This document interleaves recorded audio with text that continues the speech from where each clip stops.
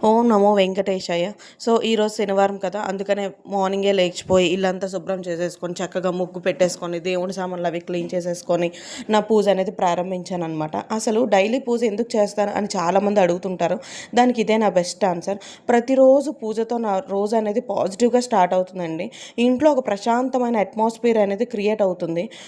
భగవంతునికి కృతజ్ఞత చెప్పడానికి ఇదే నా బెస్ట్ టైం అనమాట. కొన్ని నిమిషాలు ఫోన్ని పక్కన పెట్టి మనసుకి రెస్ట్‌నిస్తాను. పిల్లలు మన సంస్కృతిని చూసే నేర్చుకుంటారు. మనం ఏం చేస్తే వాళ్ళు కూడా అదే నేర్చుకుంటారు. సో, దీపం వెలిగించిన వెంటనే ఇంట్లో ఒక మంచి ఫీలింగ్ అనేది వస్తుంది. ఒక పాజిటివ్ వైబ్ అనేది ఉంటుందన్నమాట.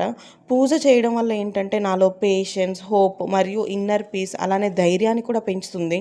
చిన్న అలవాటే అయినా నా రోజుకి పెద్ద డిఫరెన్స్ అనేది తీసుకొస్తుంది. సో, ఇంకోటి ఏంటంటే పూజ అంటే కేవలం ఆచారం మాత్రమే కాదు, మన మనసుకి ఒక పాజిటివ్ రీసెట్.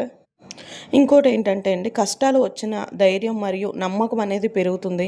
ఏం జరిగినా కూడా ఆ వెంకటేశ్వర స్వామియే, ఆ దేవుడే ఉన్నాడని చెప్పేసి. కొన్ని నిమిషాలు భక్తితో చేసిన పూజ కూడా మన రోజంతా మార్చగలదు. అది మాత్రం డెఫినెట్గా నేను చెప్తాను.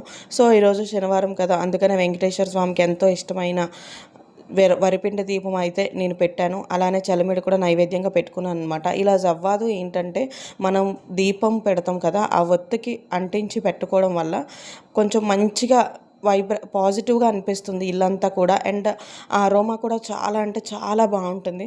సో, మీరు కూడా ఇలా పూజతోనే స్టార్ట్ చేస్తారా? ఇన్ కేస్ స్టార్ట్ చేస్తే మాత్రం కామెంట్స్లో ఓం నమో వెంకటేశాయ అని పెట్టండి.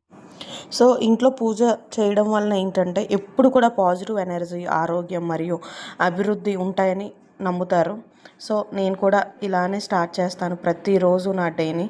Do subscribe. Bye bye.